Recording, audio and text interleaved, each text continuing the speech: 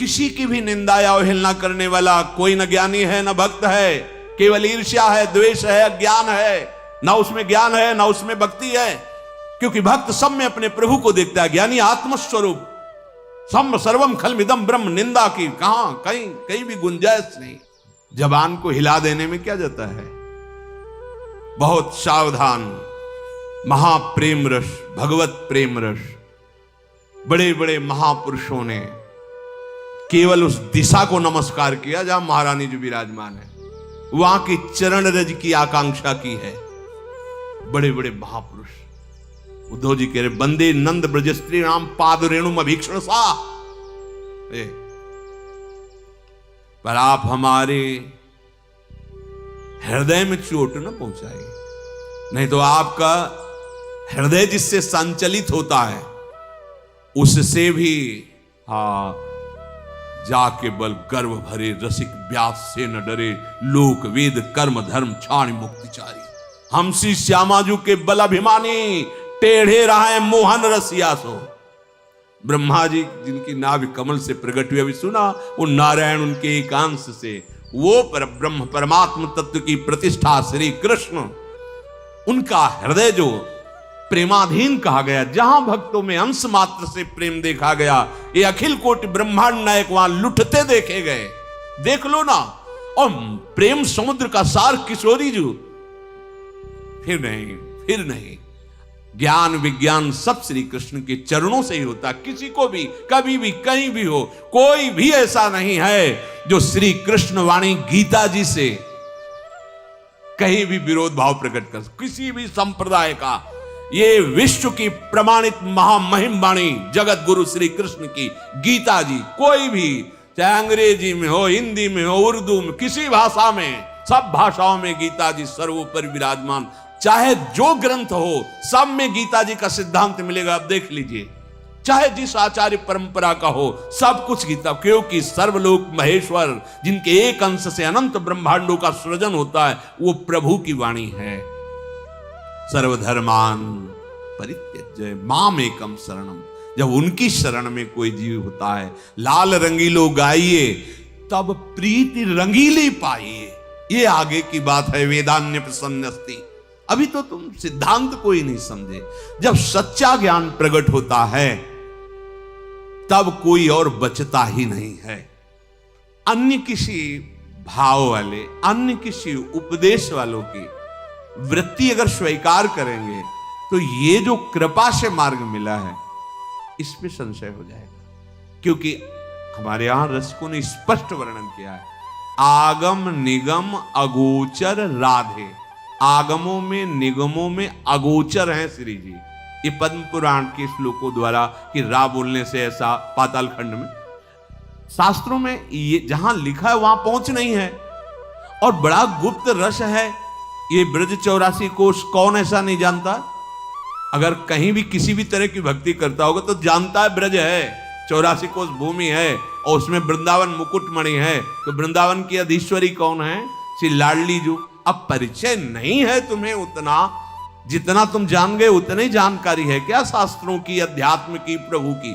अरे शेष भगवान, महेश जी, गणेश जी, सरस्वती जी, ब्रह्मा जी सब ऐसे करते हैं जिनकी महिमा को उन प्रभु की प्रिया जो की महिमा तुम्हें कैसे?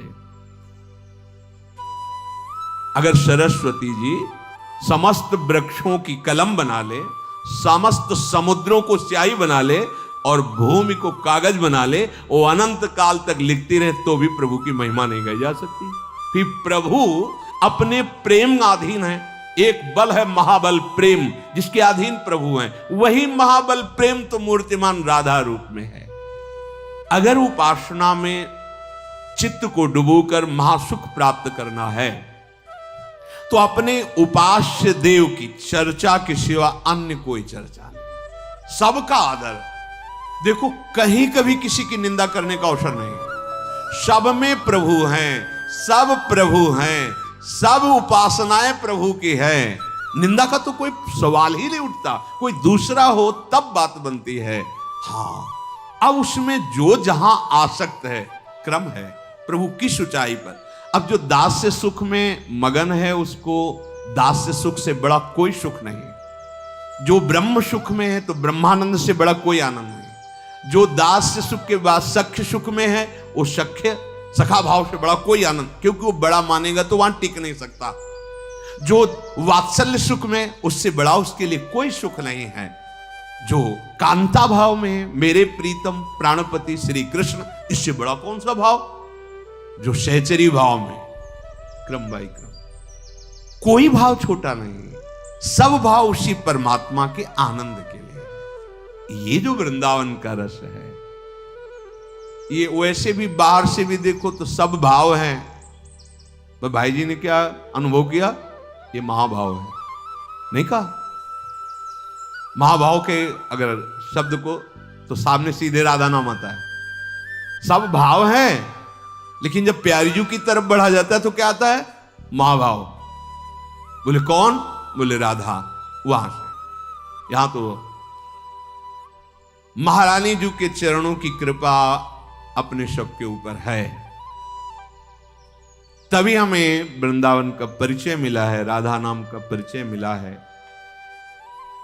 ध्रुवदास जी की बात हृदय में बैठा लीजिए। इष्ट मिले और मन मिले, मिले भजन रस रीति। वो विथकित थे, इसलिए चर्चा हुई। ब्रजवासी हैं, भगवत प्रेमी जन हैं। होगा हमारी तो प्यारी जू और प्यारे जू हैं, वो ऐसा ऐसा भोले भी होते ना ब्रज। देखो प्यारी जू अगर चतुर शिरोमणि है तो भोरी भी है, तो उनके जन भी तो हैं। वो उनकी जो वार्ता थी वो देख करके हृदय में लगा, ऐसा नहीं। आप जो भी जपते हैं उसी से आपको परम गति मिलेगी, लेकिन जो कोई और जप रहे हैं तो वो निम्न नहीं है।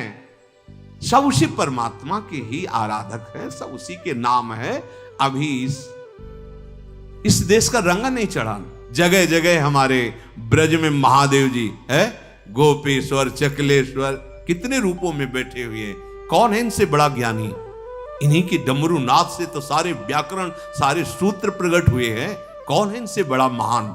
भगवान शिव साक्षात ज्ञान समुद्र, वंदे बोधमयम नित्यम गुरुम शंकर रूपिणम। कैसे जानोगे?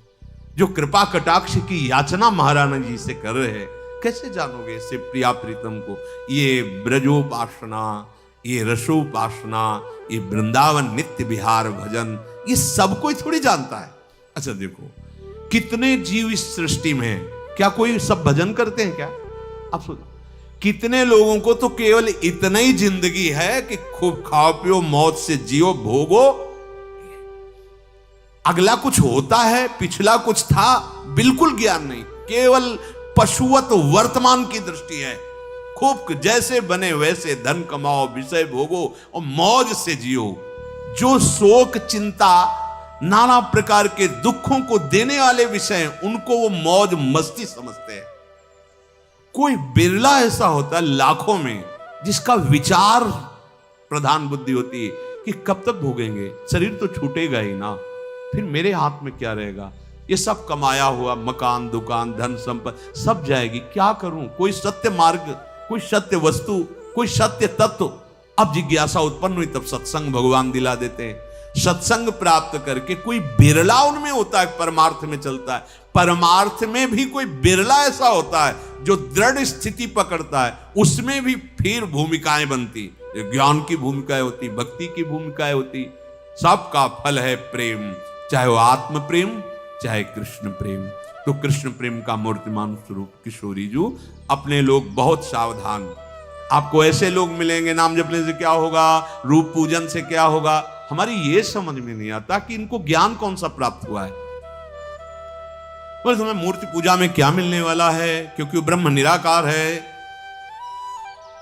मूर्ति में नहीं ब्रह्म, जब सर्वम खलमिदम ब्रह्म, तो मूर्ति में नहीं क्या?